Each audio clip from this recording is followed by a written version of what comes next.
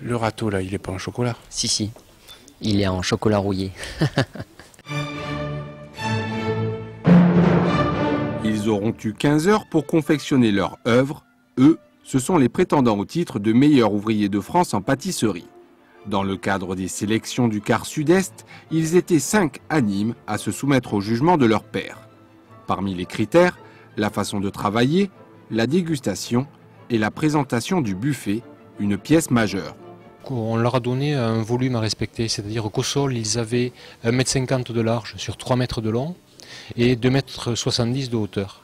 À partir de ça, ce sont eux qui devaient s'exprimer à travers de toutes leurs œuvres, savoir les mettre en place. Et la dernière contrainte était que jusqu'à 0,80 m du sol, tout pouvait être amené, c'est-à-dire ça pouvait être des plantes, ça pouvait être des aquariums, tout ce que vous voulez de matière non comestible. Et par contre, tout ce qui est situé à partir de 0,80 m, tout doit être en matière comestible. Donc tout a été fait sur place. Parmi les pièces imposées, une pièce artistique, des bonbons en chocolat, des petits gâteaux à base de pâte à choux, de pâte sucrée ou encore une tarte salée.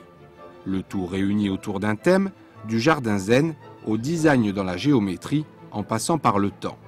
Un temps qu'ils n'ont pas compté, bien souvent depuis une année, pour obtenir un titre qui reste une consécration.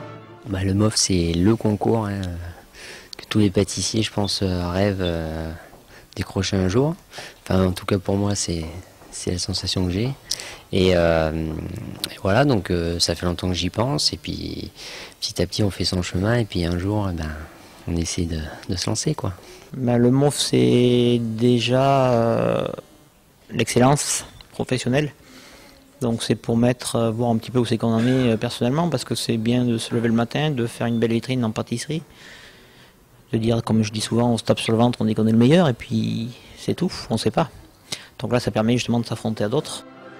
Les notes obtenues par les candidats qui ont passé les épreuves à Poitiers, Paris, Clermont et Nîmes serviront à établir une moyenne. Les candidats ayant obtenu cette moyenne se retrouveront pour la finale en mai prochain, avec à la clé le titre de meilleur ouvrier de France en pâtisserie, un titre décerné tous les 3 ans.